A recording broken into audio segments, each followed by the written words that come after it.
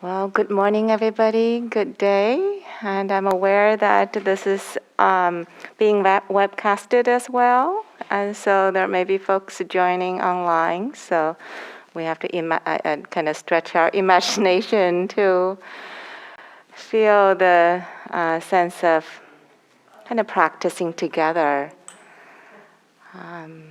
in this multiple forms. So we'll start with a meditation. And this morning, I wanted to invite in our meditation, paying particular attention to the conditioned nature of our experience. So I'll offer some guidance, and maybe particularly at the beginning of the meditation, and maybe towards the end. And hopefully those pointers will offer something for you to explore in our meditation. So we'll begin our meditation by maybe just begin to pay attention to our sitting position and sitting postures. And if you like to close your eyes, feel free to gently close your eyes. Or if you like to keep it open, that's fine also. The first few moments arriving at our seats and our cushions,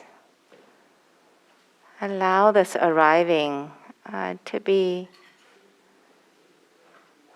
just taking its time, letting it take its time. Maybe having some generosity towards this process of arriving.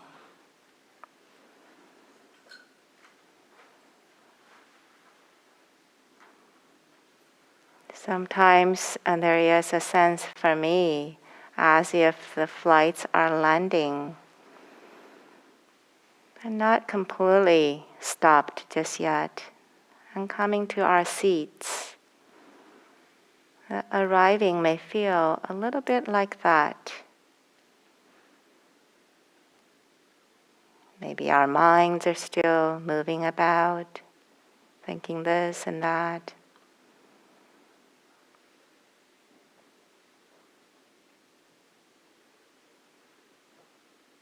Our bodily energy can feel a bit bubbly.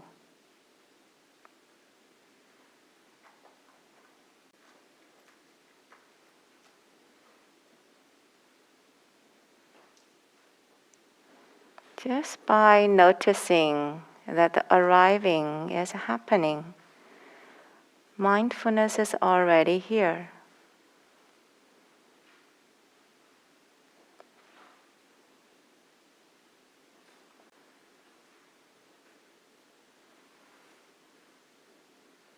And become available to this process, however it's unfolding.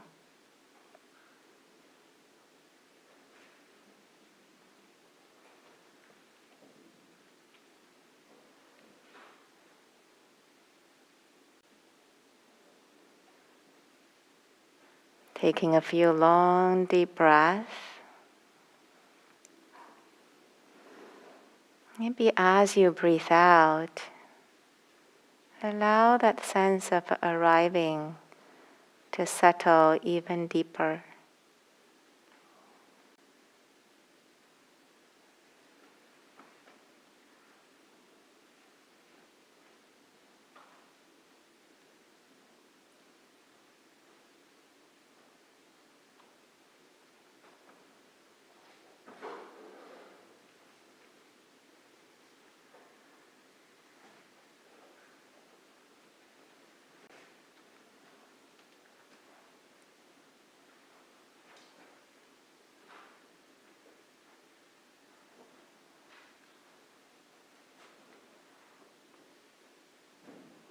Become aware of this whole body sitting right here and right now.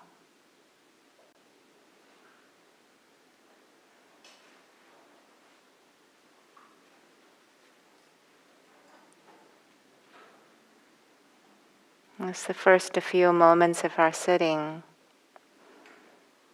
I invite you to rest your awareness in the lower half of the body.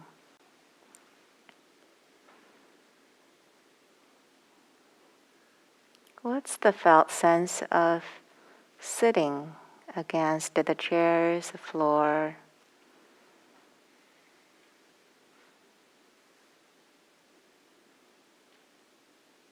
Pressure, the weight underside.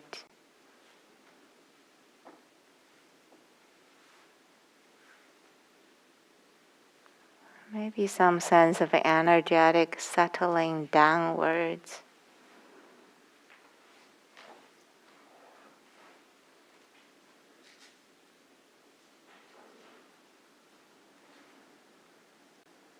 Supported by earth, grounded.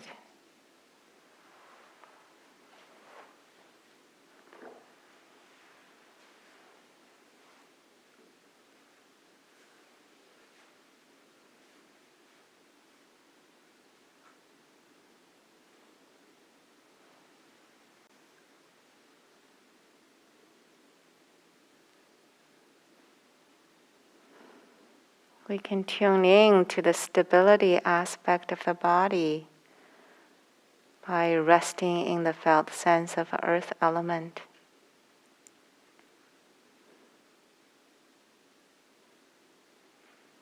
Firmness of the bones. The stability of the pelvic floor, supporting the rest of the body.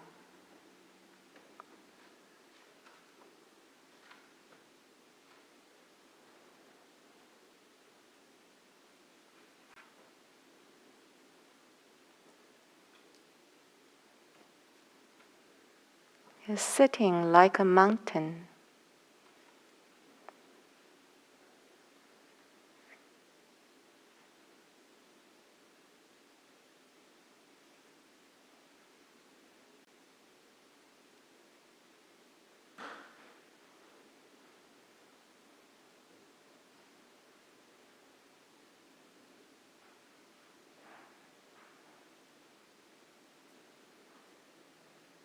You can expand to include the earthy feeling of the rest of the body.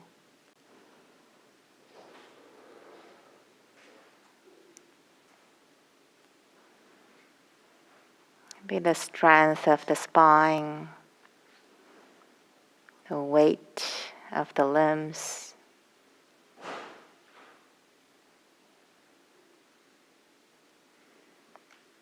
And steady.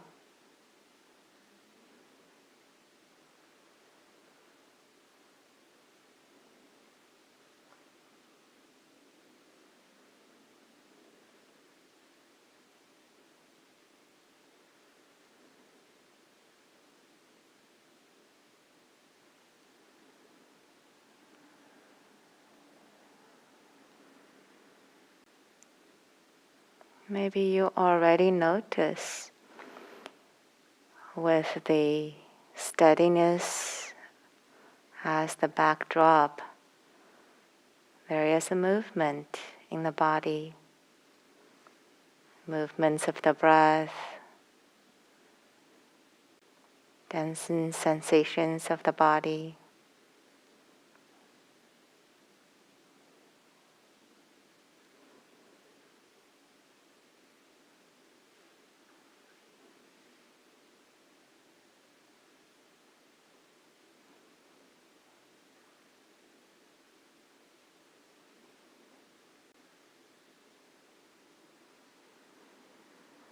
Receiving both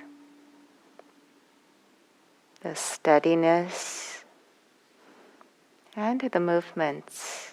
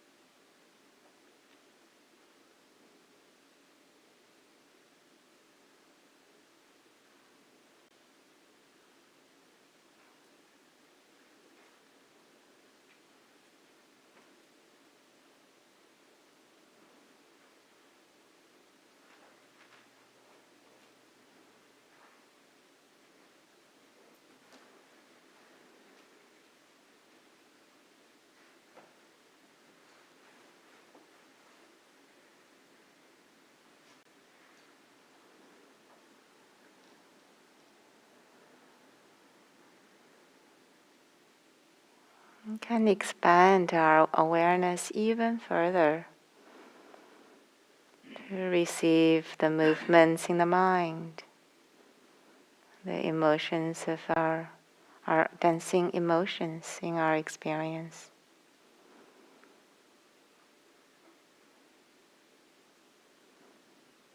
Thoughts, memories.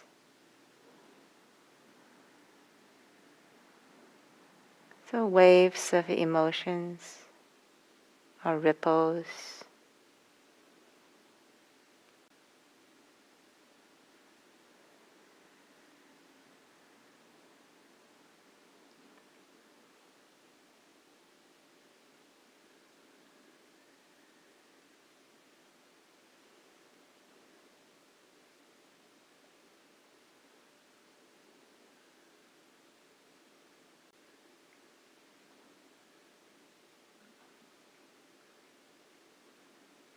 Including in our field of awareness,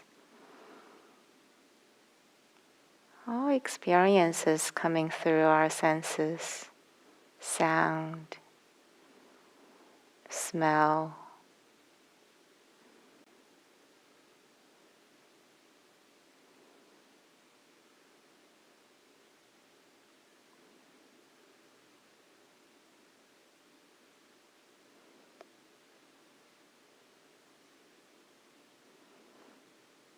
Today I would like to invite you, if you like, to pay particular attention on how experiences arise and pass as a conditioned phenomenon. Maybe the sound of my voice coming, you hear the words, having some perceptions of it.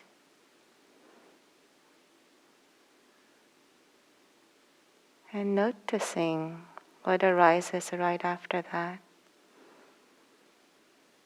Curiosity, aversion, too much, too little.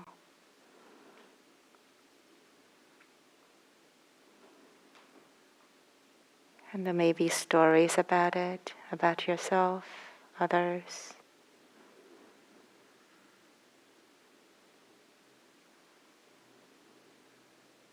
This comes through a conditioned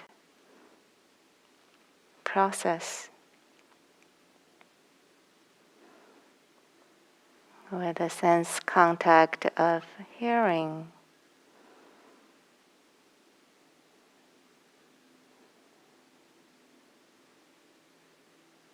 evaluation and judging and storytelling arises.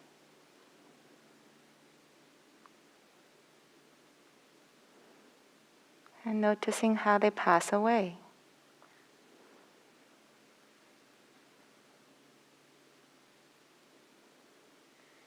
You're becoming really interested in the unfolding of your lived experience right here and now. Not to think about it, trying to figure it out. Just sitting here, becoming available to the unfolding of our experiences.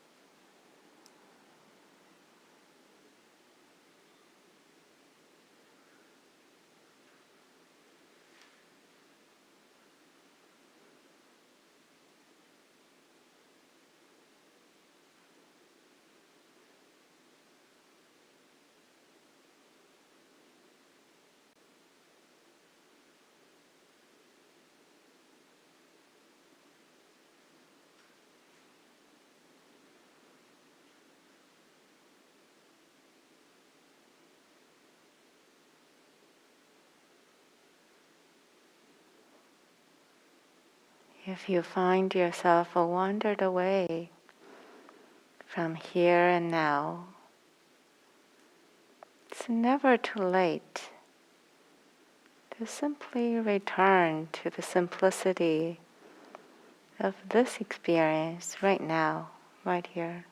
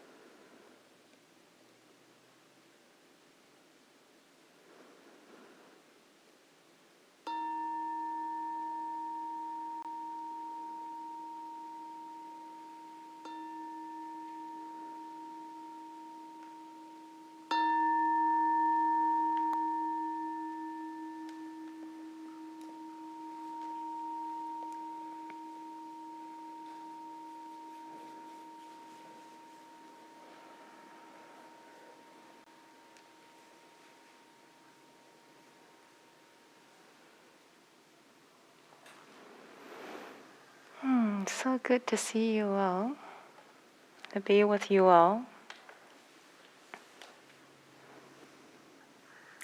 What's on my mind today to share as a Dharma talk? I'll continue to invite you on the kind of simplicity of a being as you listen to this Dharma talk. And just, bring your body along, bring your mind along, and checking how you are periodically. What I'm offering is not separate from it. Yeah?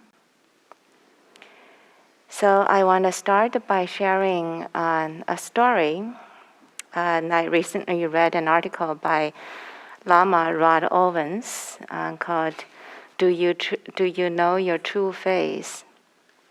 And in this article, he wrote about after his 3-year Dharma teacher training program, and he had a period of his life that he felt quite uninspired and even used the word breakdown.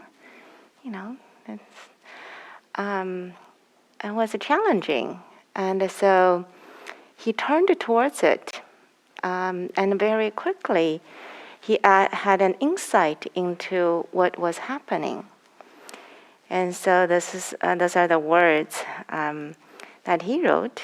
He said that my identity as a Lama and a resident teacher had somehow choked my identity as a queer black man. I was privileging the Lama over Rod. And Rod, this being, have many different needs, different roles, and different identities. And Rod got subsumed by Lama, the resident teacher. When I read this, I immediately resonated with it deeply and found much humility and wisdom in what he said.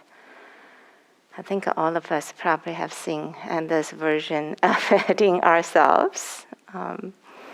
So in the pursuit of our own ambition, our hobby, our passion, or simply wanting to be who we wanted to be, really wanted to be, very inspired for being this person.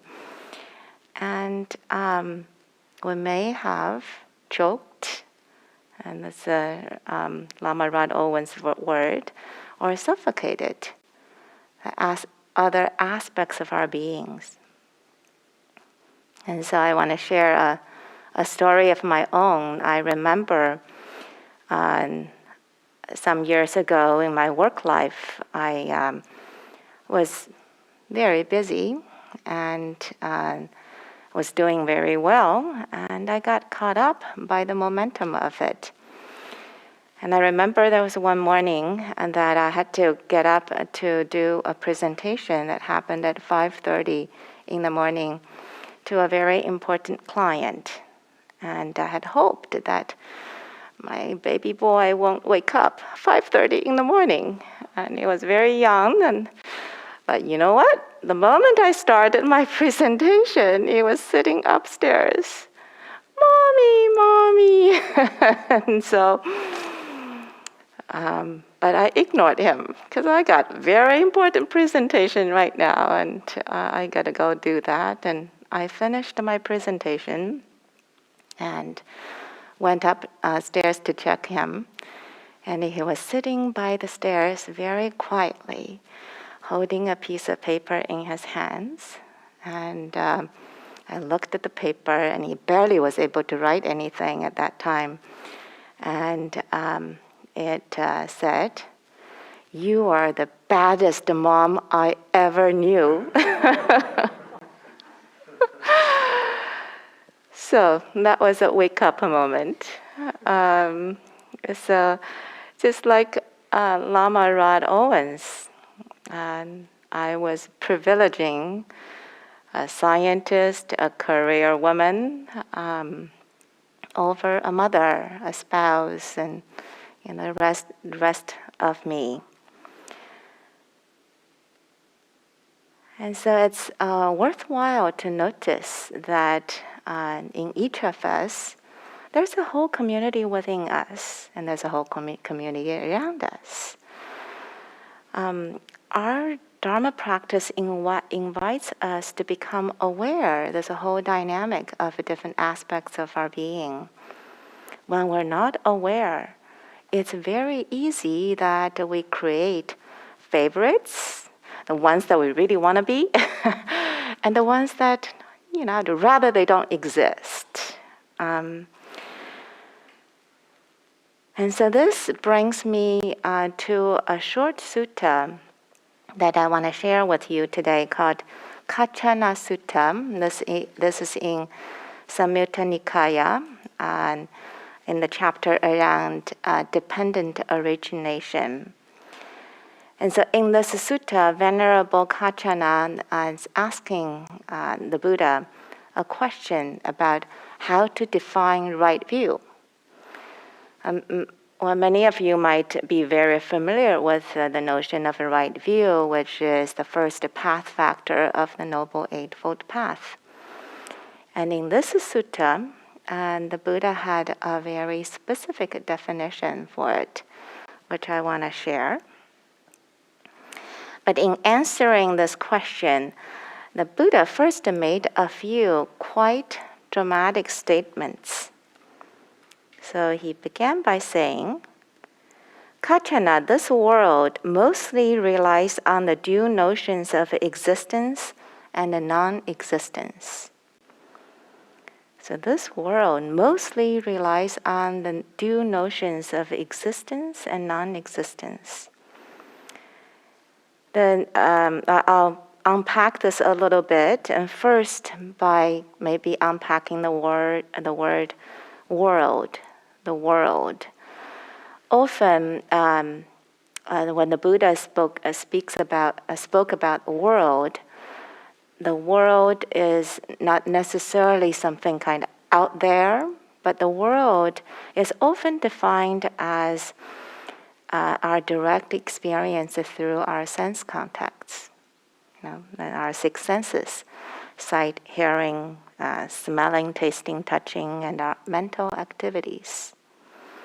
And through this, our subjective experience come about, right? We make contacts with the sound, with the smell, and we can directly experience what's happening. And the broader world is kind of experienced through our senses as well. So in a way, there is no world out there but through our direct experience with the senses. So the world mostly or by and large, relies on the notions of existence and non-existence. What does this mean? And so existence, non-existence, in the Chinese parallel, use the word becoming and non-becoming. Some of you might be familiar with this, and that's often present in the suttas. But if we go back to the stories I told early on, we can see that sometimes we get stuck in the idea of who we are, our identities, our roles. I am so and so I must do so and so. And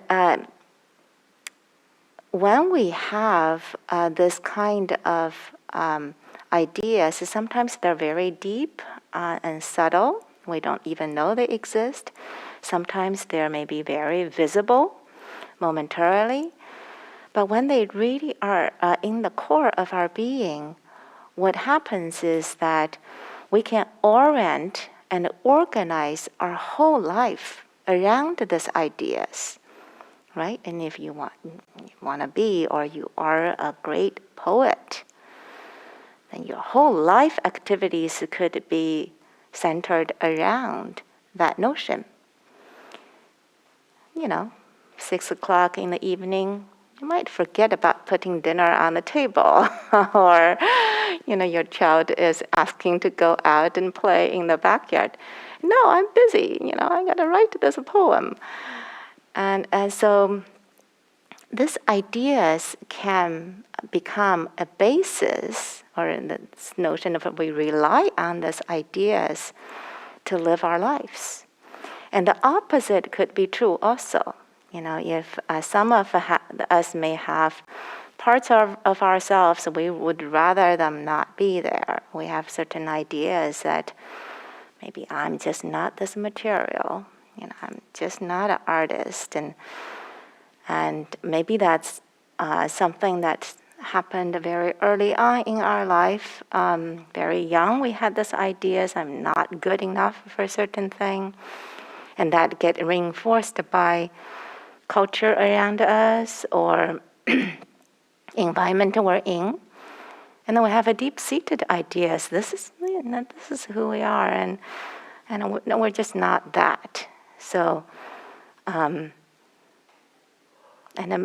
with this kind of ideas, what can happen is that we also organize our lives around these ideas. We may be organizing activities around this kind of activities. Maybe we don't care about this kind of part of us at all. We may even be violent against them when these parts of us show up. And so there can be this sense of what the Buddha is pointing to, relying on non-existence, kind of really denying that. And Lamarad Owens in this article spoke a bit about this, and he said, to resist naming our identity locations is to commit a kind of aggression toward ourselves, and to further obscure blind spots that hurt others. Others are hurt when they're not seen. Invisibility is another form of violence and oppression. And so this non-existence, in a way, it's also pointing at the invisibility that can happen.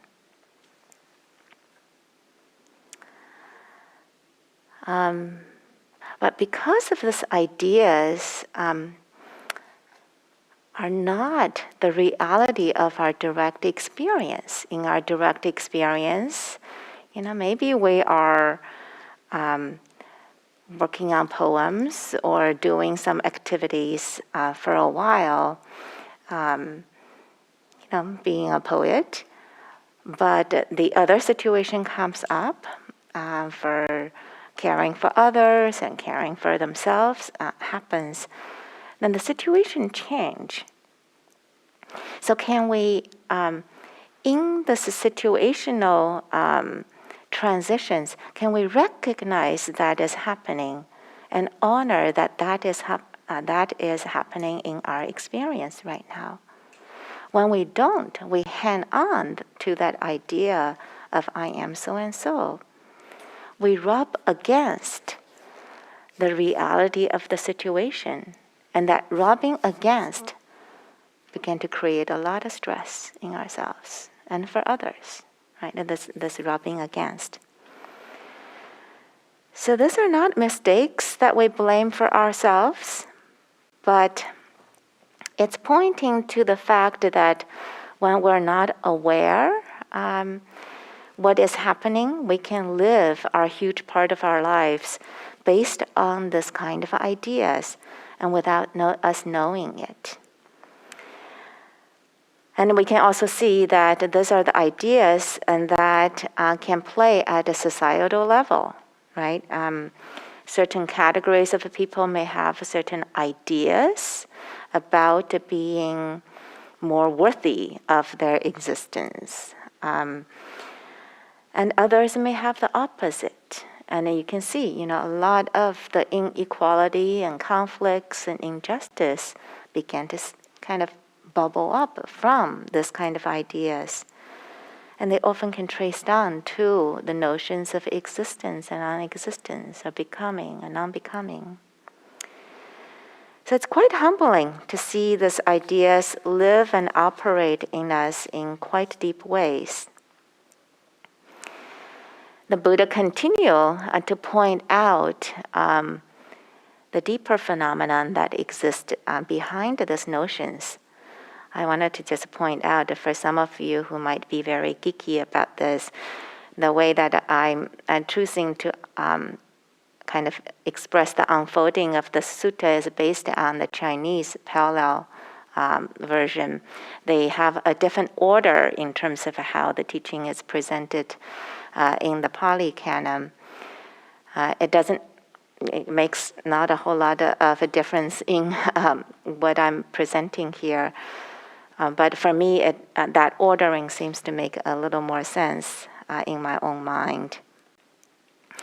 But the Buddha continues to say that the world is, for the most part, shackled by attraction, grasping, and existing. But if, when it comes to this attraction, grasping, mental fixation, existence, and underlying tendency, you don't get attracted, grasp, and committed to the notion myself, you will have no doubt or uncertainty that what arises is just suffering arising, and what ceases is just suffering ceasing. Your knowledge about this is independent of others, and this is how right view is defined. So the first thing the Buddha is pointing out, and after he spoke about the world mostly by and large relies on the notions of existence, non-existence, is that he's pointing out a deeper force that keeps these ideas alive in us, and that is the forces of grasping, clinging, craving, attachments. It's through the grasping and attachments that these ideas are kept alive in us. Right? This is something for us to see in our direct experience. Without grasping, the idea I am a scientist, I'm a career woman, it's just momentary. It's a thought comes from time to time, and it goes, just a thought. But when there is a craving to continue to establish this, I like the translation word commit. We commit to it again and again. Now this idea becomes hardened in us more and more. It can almost become a core of ourselves, because I am this person, right? I am. And so it's what the Buddha is pointing at is to begin to see this underlying force of grasping and clinging and craving. In our meditation, I also offered to maybe see this conditioned nature of our experience directly. These are some things that we can see. So we can even do a little experiment right now and then see how the conditioned phenomenon of existence comes to be. So I'm going to tell you all a little secret about yourself that you don't know. Maybe you know. But pay attention to what I had to say and then see what happens in your experience. So I'm going to say this. You are all such wonderful yogis. Have anybody told you about this? You are all wonderful, brilliant yogis. See what happens in your lived experience. Maybe there's some pleasantness in you, pleasant feelings in you, some recognition. Maybe sometimes there is that kind of a huff and puff, kind of leaning in. Boy, wow, I am a great yogi. Or some of you might say, boy, it can't be me. That can't be me. And so you can see, just by hearing something I said, there can be different responses coming out of it. And sometimes the sense of a self is very obvious. And sometimes that sense of a denial is very obvious. Right? And so this is the direction that the Buddha was pointing at. Begin to notice that the leaning in or pushing against. And you can see, now if the whole room is telling you the same thing, and watching this process happening again and again, no doubt I am a great yogi. There's no doubt. And here it is, a great setup for a failure, right? Somebody just shows up and mildly criticizes us, boom, the whole bubble bursts. And so this commitment to this notion keeps this ideas kind of held up there.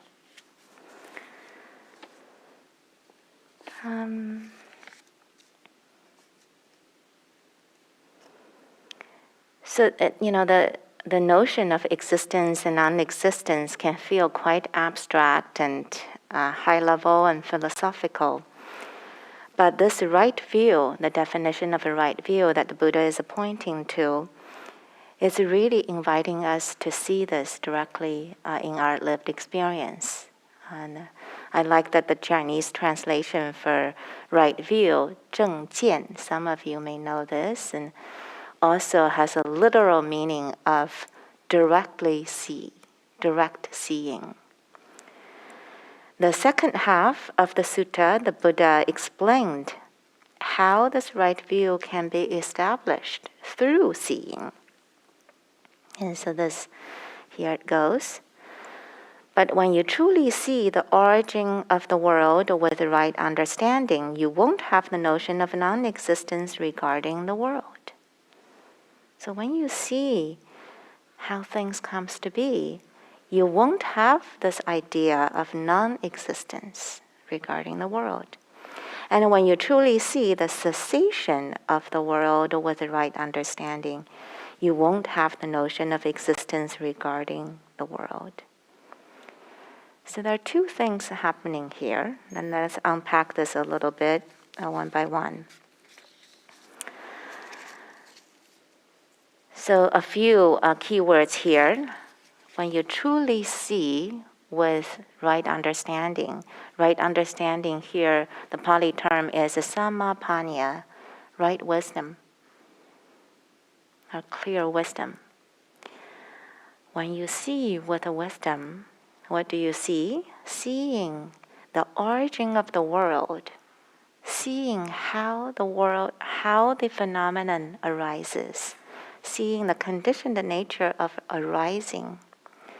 So for example, we are all here in the situation we're in, listening to a Dharma talk and practicing together. And this is an arising of the situation. But it comes with a whole host of causes and conditions. You all probably drove, walked, and the schedule happened to be like this, and you and I are all present here. And there's a whole host of conditions that led to the situation we're in right now, right here. And we can't just say, this doesn't exist. We can't just deny, no, this doesn't exist. This is all just a fantasy. No. In our direct experience, we experience this truthfully. There's a truth to this existence. So when we know this, the notion of nothing truly exists, all doesn't exist, that makes no sense. Right? And so that's what the Buddha was pointing at. When we see the conditioned arising of our phenomenon,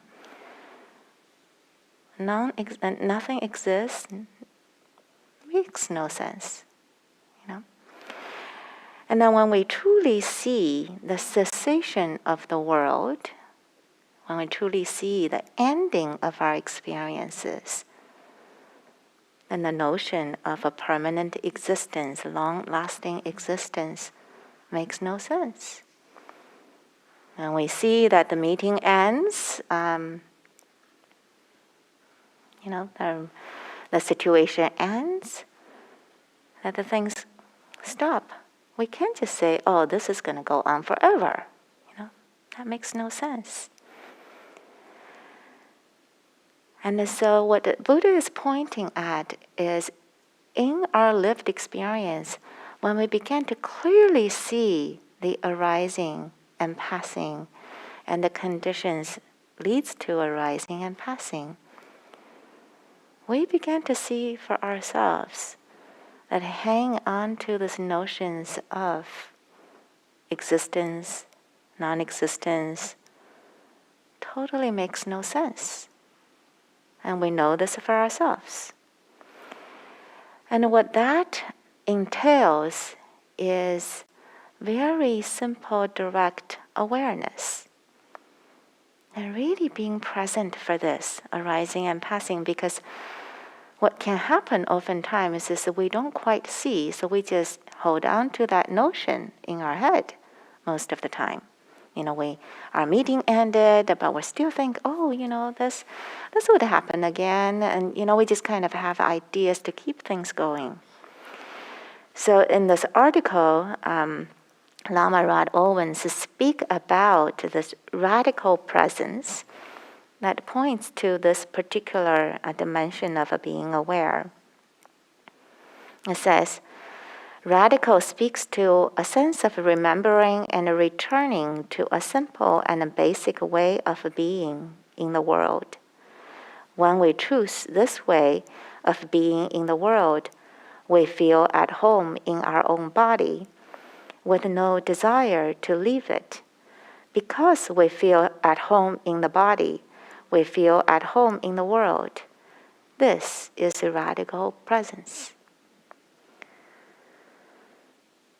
And when we know this conditioned arising and passing of our experiences, what can happen is that we grant fluidity to our identities. It can float depending on the situation we're in. This moment we can be students and teachers. Next moment we might be buddies. And we can become fluid. And we don't have to carry all these ideas along with us. And the Lama Rod Owens had this sentence which spoke to me deeply. It said, practice grants us the space to allow this shifting to happen and to call that shifting our home. So instead of relying on the notions that seems to be quite permanent and persistent, making that at your home and ground, here we rely on the ever-shifting, changing of our direct experience and calling that our home.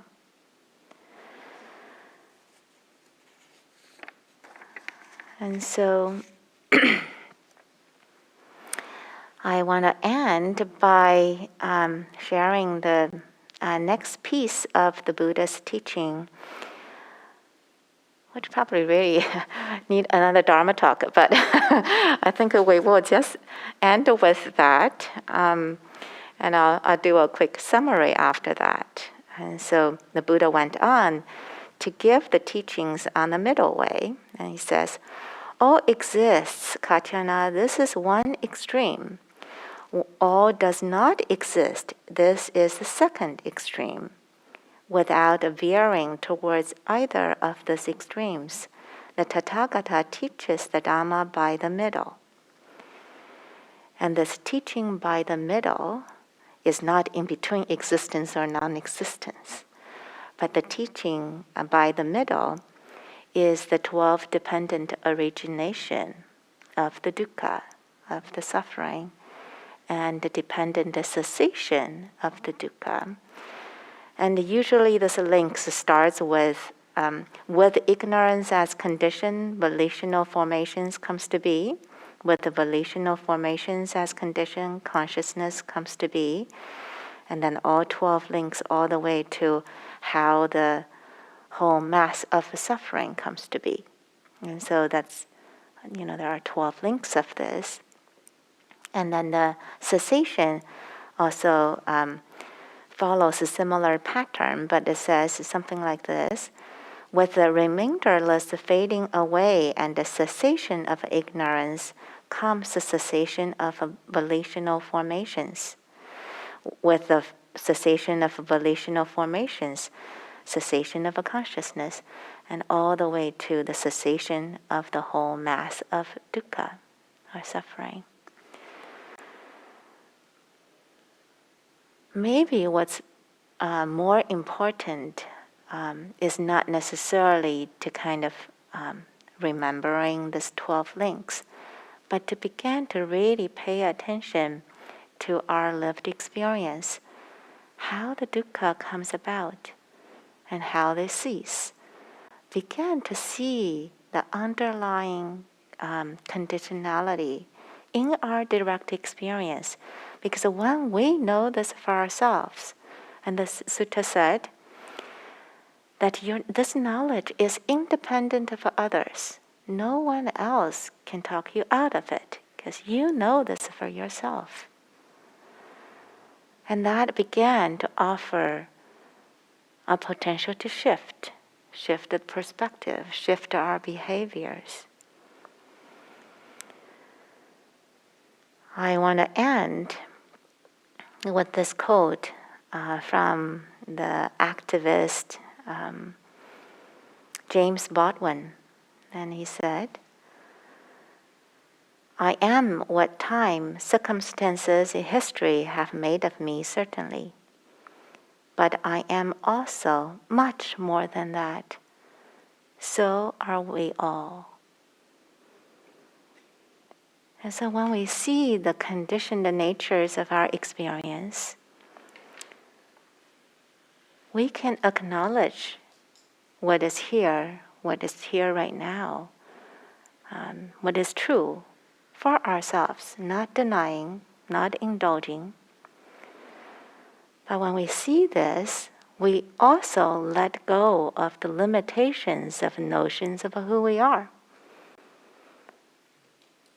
And what this last line that he said point out to is, I am much more than that. All of us are. So there is a vastness of all of our beings that is not defined by the limited notions and ideas and beliefs that we have. But that is done through our direct knowing of what is happening, what is here. So thank you, everybody, for being here. And we have a few minutes for any comments and questions or sharing you have reflections you may have.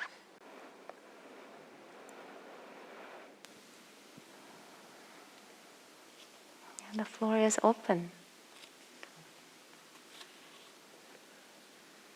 I have a question. Here we go. Just 1 second. Yeah. Thank you.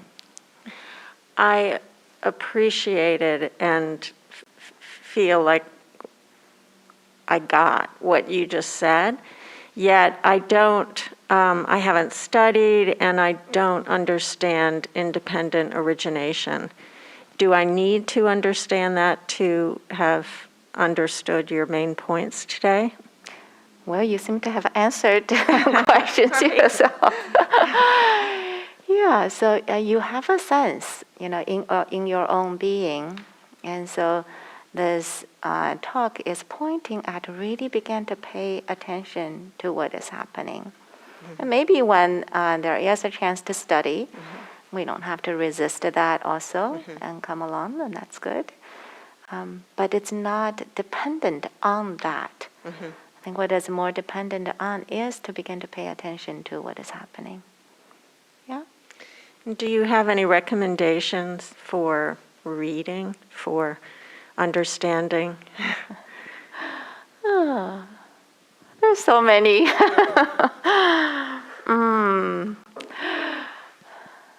I'm sure even on Audio Dharma, if you search on some talks on dependent origination, I'm pretty sure you'll find talks on this. Yeah. Thank you. Yeah.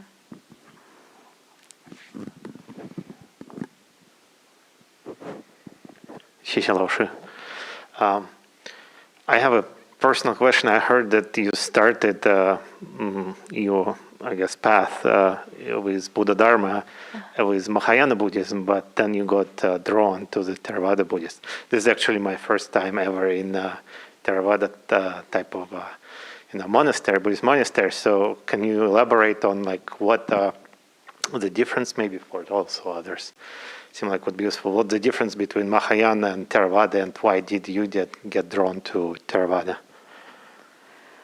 Yeah, I feel a little hesitant to kind of. I don't feel I'm qualified to kind of do a real broader perspective. I can talk about my personal perspective and what happened to myself. And I continue to hold both of the lineages with high regards and deep respect. And I happened to start with Mahayana first because I met Mahayana Sanghas. And I resonated with a lot of teachings there, a lot of the community that I really enjoyed. And but the particular community I was part of, we didn't have a lot of meditative opportunities. And I was very caught up by all the teachings in my head. And I felt like my head was about to explode if I keep on doing the studying. And I really needed to know this in my own experience. And so when I began my meditative practice, it was in the Theravada tradition. And that's when I began to meditate. And that spoke so much to me.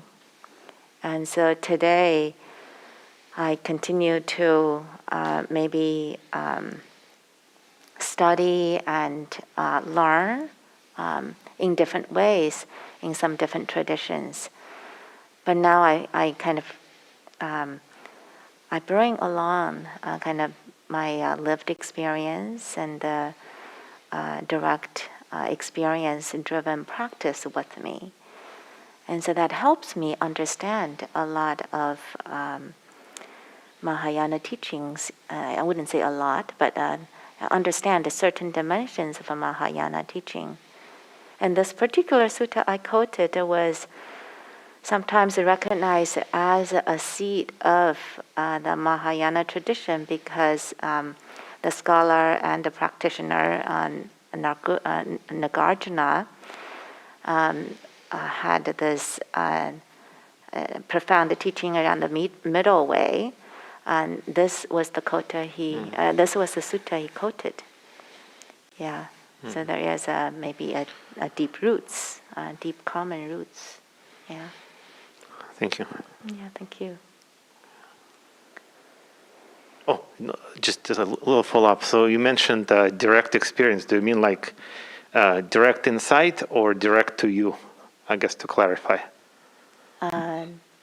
Direct, yeah, you said like direct experience, I guess, direct meditative experience, direct, or direct insight, like this is insight meditation, I guess, right? That's the practice that I'm mostly engaged in is the insight meditation I practice. see. So like noting or the mindful meditation. What's Yeah, that also changed and Okay. shifted quite a lot, over the years of the practice. And I did start with a Mahasi Sayadaw's tradition, and that kind of continued to evolve and shift and change.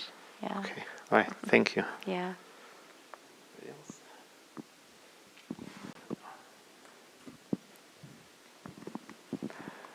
Just wanted to appreciate your talk and your being here, and to loop back to the beginning of your talk with the experience of your child. I'm remembering that my own youngest child at one point said, "I'm going to go on Craigslist and find a better mom." I think all parents have been told this one way or another in their lives. Yeah. They're very honest and truthful. It was great to have a mirror coming back. Yeah. Bill. You mentioned the Chinese parallel scriptures. This is just kind of a technical point because I'm kind of interested in this. But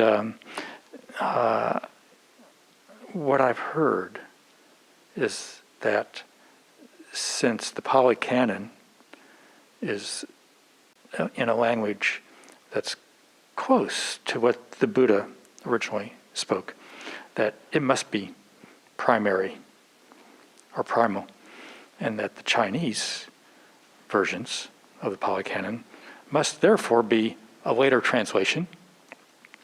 And so we can just stick with the Pali Canon, right? Because it's closer to the original. And yet, I've also heard that there are a number of places in the Chinese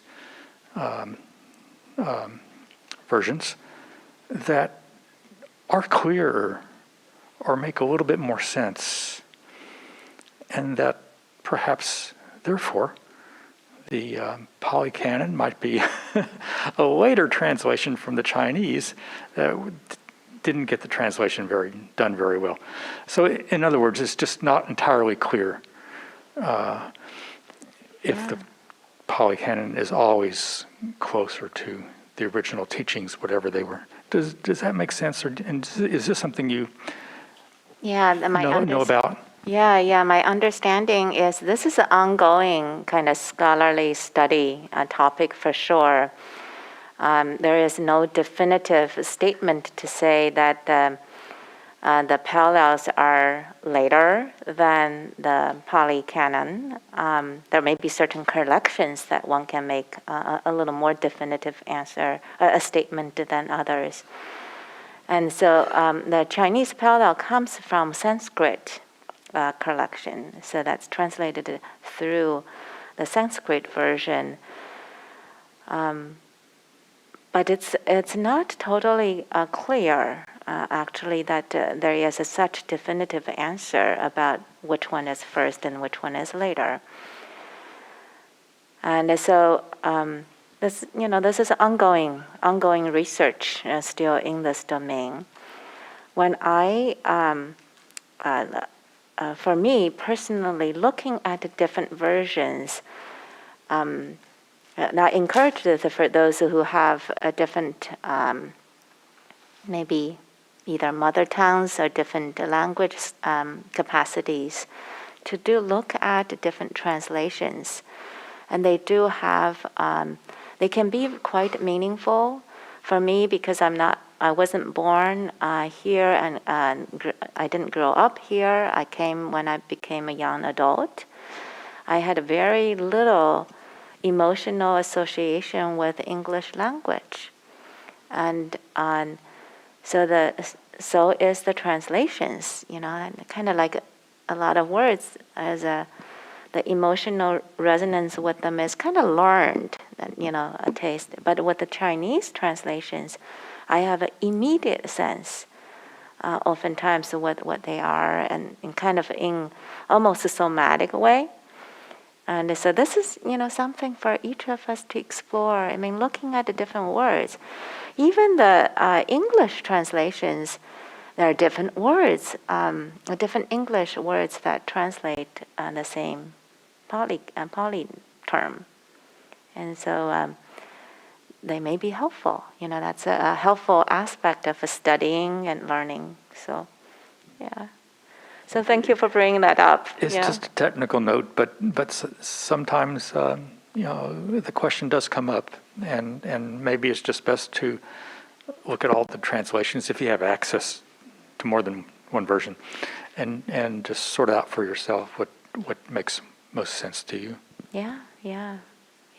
And know that may change over time. Yeah. I think we're almost time. So thank you. Thank you for your presence here, for being here, and studying, learning, and practicing together. What a delight. And my understanding is those who are online will have a online Zoom hangout. And for those who are here in person, we also have a hangout opportunity. So we can go to the parking lot, and there are folding chairs that you can take to go to the parking lot. You can have tea or just, chat a bit as a community. And that's just about 20-30 minutes that we can be together. Yeah. Okay. Thank you, everyone.